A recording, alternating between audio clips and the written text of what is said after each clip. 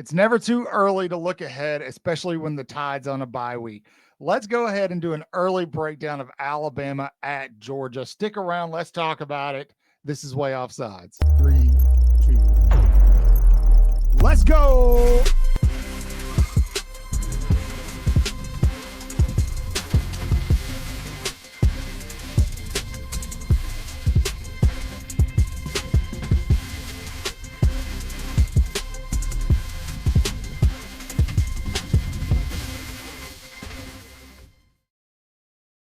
Hey, good morning, good evening, good afternoon, whatever the case may be. Welcome to Way Offside, your favorite source for Alabama football talk.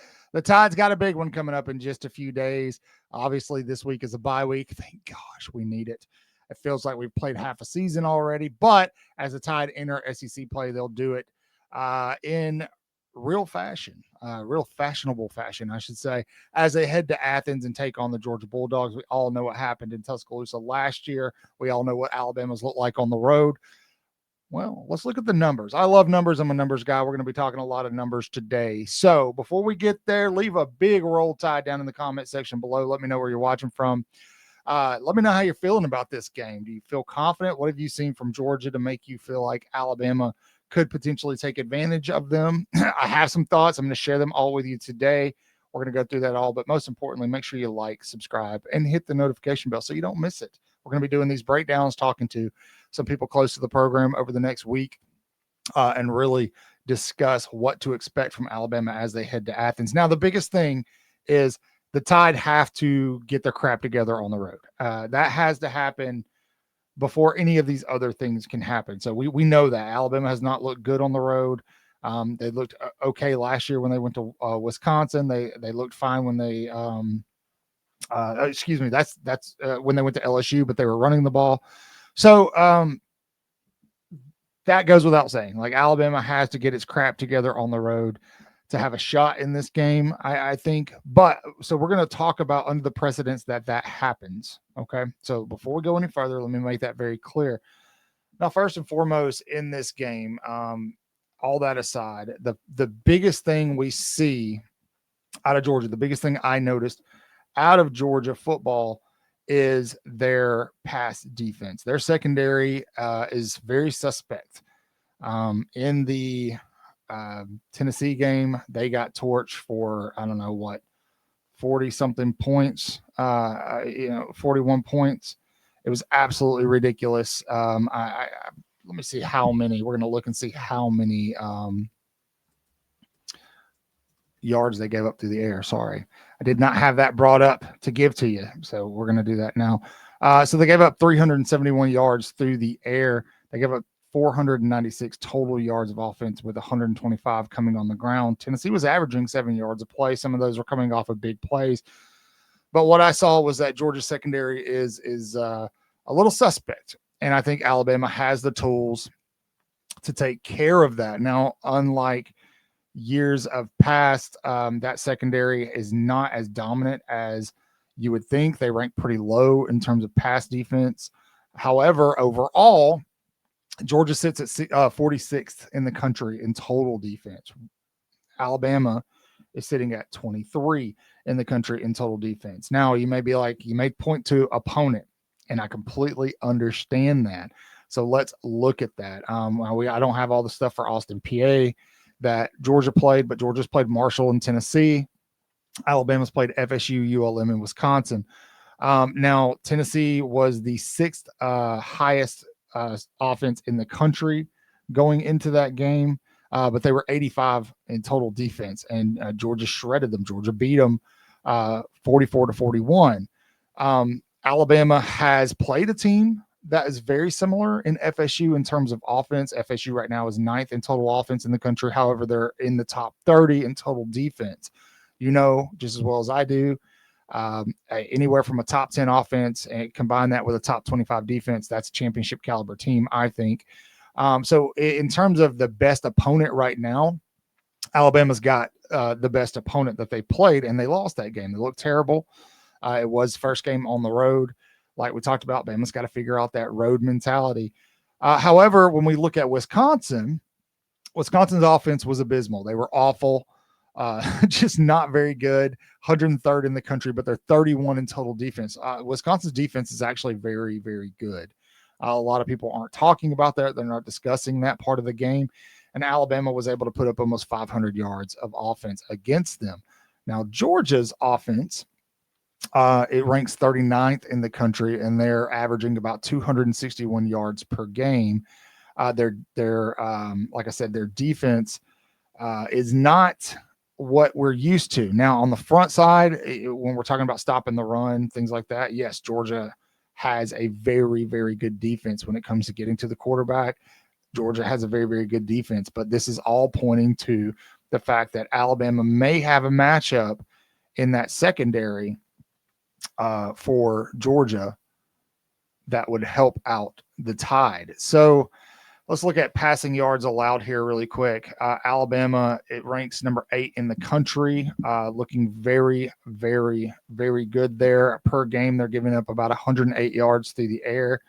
Let's see where Georgia is on this list, way on down here. I don't even think Georgia's in the top 50. I'm going to make sure I give you guys the right number. Sometimes it's easy to miss them. Yeah, Georgia's at 82. They're giving up 217 through the air. So that is going to be a big focal point and advantage point for Alabama going into this game. Alabama has the wide receivers. They have the quarterback. Now, the other part of that equation is the offensive line. Georgia can get after a quarterback, and they do a lot of pre-snap. Well, maybe not pre-snap motion, but the stunts and things like that, twist, that give offensive lines a lot of problems. Whoever's going to play running back is going to be a big part in this game in terms of picking up blitzes. If Alabama can do that, they should have a good day through the air. So that is going to be a big focal point for Alabama going into this game offensively. Now, on the other side of the ball, defensively, QB containment is the name of the game. Georgia right now, Gunnar Stockton is playing good football. Nobody's really talking about it because he comes off as a run-first quarterback, but he's thrown so far for 721 yards and 4 touchdowns. Got a total QBR sitting right at around 90th. He is actually like 7th in the country. Offensively, like I said, Georgia ranks pretty high. They're not great, but in terms of total offense, they're actually sitting higher than Alabama at 29th, and that is because they've been able to run the ball. Alabama has not. Alabama's played much better run defenses, however, so we'll see what that looks like. But in terms of passing offense, Alabama ranks much higher than Georgia at 13 in the country. Georgia's at 40th in the country. Alabama's throwing for 335 on average per game, 336. Georgia's throwing for 261 per game, but 261 is nothing to snub at when you're talking about a run-first quarterback. I do think that Alabama has the edge at the quarterback position in this game, just because I think Ty Simpson is more of a typical quarterback. That's not to say Gunnar Stockton can't hit the shots. He does have a ton of overthrows. I saw that in the Tennessee game, but he can also throw some dimes when he needs to. That one touchdown pass that he threw there late in the game, that was a beautiful ball. That was one of the prettiest throws I've seen so far this season. And then you've also got to worry about him on the ground. And I would imagine that Georgia, Kirby Smart, they're no fools. So they're going to understand that Alabama struggled with that, and they're probably going to try it. Wisconsin did. Alabama's eye discipline was very, very good in that game. So hopefully they can maintain that, maintain their ability to wrap up, tackle, get guys to the ground. I think that those two areas, Bama has the edge in this game. I do. Alabama, however, has to be able to run the ball, and I don't know that they'll be able to do it in this game. I have some faith, especially if Tim Keenan comes back, that they'll be able to stop the run or at least slow it down, because Georgia likely will want to take the run and kind of take the air out of the ball. I mean, a 95-yard touchdown drive on the ground, that's demoralizing for a defense. And so I don't want Alabama to get into a position where they have to try to outscore Georgia. But I think that if Alabama can run the ball a little bit, they don't have to run it. They don't have to run 150, 200 yards a game. If they can just run it a little bit and complement what they're going to do through the air, I think that'll be great. That'll be fantastic. Keep Georgia off the field, their offense off the field as well. And because of that ability, Georgia's ability to run the ball and to be able to run it all the way down the field position is going to be very, very huge. So assuming when Alabama has to punt, they're going to have to be spot on in their special teams coverage as well as where they kick the ball. Another big part of this game that nobody's really talking about is penalties. Alabama has struggled a little bit with penalties this year. I do think that Bama has to certainly clean some things up. They were a little sloppy in the Wisconsin game. There were some drives that I felt like I felt like Alabama had kind of locked down until a penalty came in. I do feel like there were some offensive drives that Alabama had extended because of penalties, some of which were maybe a little ticky-tacky. However, Alabama's got to clean that up. They've got to play disciplined football. They've got to go into this game with that villain mentality, like I'm the villain, and embrace it. And if they can do that, I think they'll be okay. They'll be competitive in this game. This isn't going to be the kind of game where somebody runs away with it, but we'll see. Now, another area where I think Alabama has the edge is in turnovers. Alabama's secondary has been pretty good. Alabama has done a good bit in forcing fumbles this year. I believe they're +6 right now, if I remember correctly, in the turnover margin.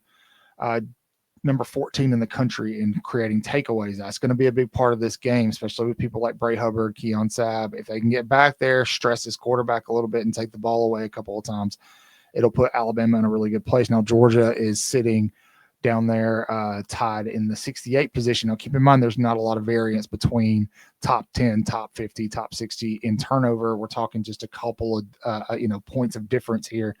But Georgia is, I think, +3 right now. So there you go. Alabama does have the edge when it comes to turnovers. Now, Ryan Grubb, offensively, let's go back to the offense for a little bit.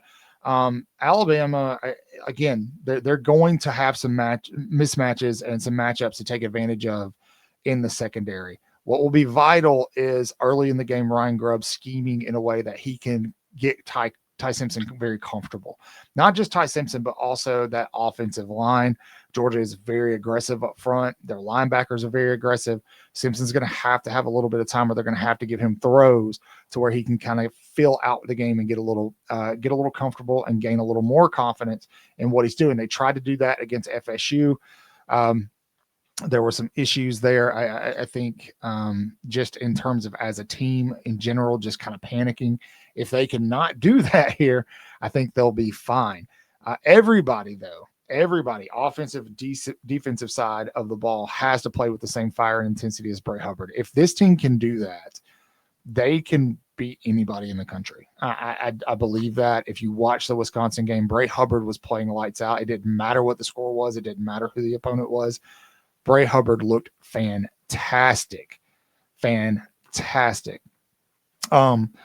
I think another big part of this game that we're going to want to talk about is obviously second half adjustments. Everybody remembers the game last year. Alabama goes into the half up big time. They're scoring fast. Caught Georgia completely off guard. Well, Georgia comes out and makes the second half adjustments, as Kirby Smart is famous for, and Alabama takes its foot off the gas. They are not going to be able to do that in this game. I'm hoping that the coaching staff has learned from last season. They can't take their foot off the gas. They're going to absolutely have to just keep going. I mean, keep really attacking. They have to stay in the attack position. They can't play on their heels defensively or offensively.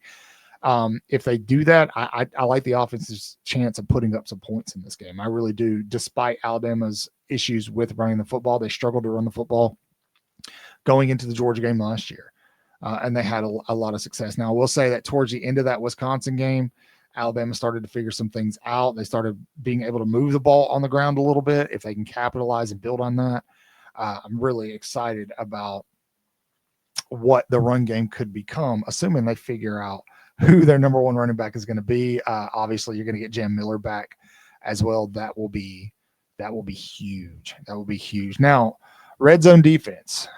Red zone defense is something Georgia prides itself on. Alabama has not been great in the red zone. They even last year, if you go into last year, you could tell they're very uncomfortable in the red zone. Georgia ranks like number 6th or 7th in red zone defense. Alabama's going to have to get creative in the red zone, and I think they will. I think we saw some of that against Wisconsin, against that defense, who statistically right now is a better defense than Georgia all the way around, just because of They actually have a decent pass defense as well, but they got friggin' torched. Now Alabama, on the other hand, Alabama is way on down there, 101st in red zone defense. Now some of that is because you had a shutout, you pitched a shutout last week. Wisconsin scored once on a big kick return, and then a giant play that didn't happen in the red zone. And Florida State was scoring out. They had a couple of red zone trips, but they were scoring on big explosive plays as well. And so I'm not really sure how good Alabama's red zone defense is. We will see. I would venture to say it's probably not up to par where we want it to be, just because Alabama's been a little suspect with the run game. So that's something they're going to have to shore up, because Georgia is a very, very good running team. A very good running team. Historically, they've been a good running team. Now, they're not as good as they have been in the past, but they're still sitting at 34 in the country. They're rushing for, on average, for 209 a game right now. Alabama is way on down there, folks. Alabama is 105th in the country, rushing for an average of 123 yards per game. I don't even know how that is the average for them right now. As well, Georgia has the edge in terms of third down conversions. Georgia is just a little bit better than Alabama. But early down, Alabama's better there. They have a better first down offense. So I think what could play itself out here is a little bit of a shootout. People aren't really going to expect that, but because historically Georgia and Alabama have been really good defensive teams.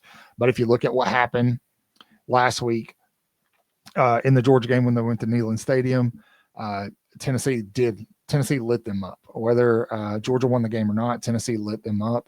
Alabama will likely be able to do some of the same. Ty Simpson's gotten really, really comfortable in the pocket. And so I think we might be looking at a high-scoring game here, which is weird to say, but it wasn't a low-scoring game last year either. So who knows? It was 41-34 last year. We could be looking at something very similar to that this season. I think that Georgia will try to beat Alabama on the ground. If Alabama is able to stop the run and can force Georgia's offense to throw the ball. I'm not saying that Gunnar Stockton can't throw the ball. He absolutely can.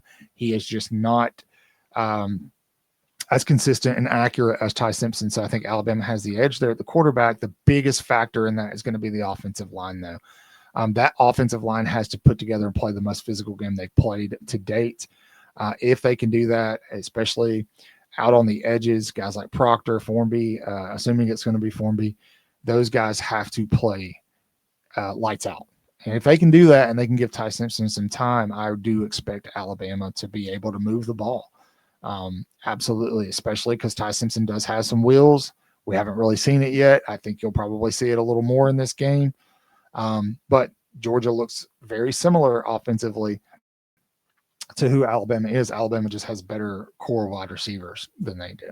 So that is all I've got for you right now. I'm going to go through these numbers and break down a lot more. We're going to look at some absolutely bonkers stats as we continue to talk about this Georgia-Alabama game. We'll get down into, fourth down conversions, defensive touchdowns, penalties, a little more into that, fumbles, all sorts of stuff. There's tons we could talk about, but we'll take that little micro view of this game because those little factors do make a difference. In fact, that's how I make my picks every year, and that's how I beat Jeff and Chris every single year. And I can tell you that because they won't watch this video.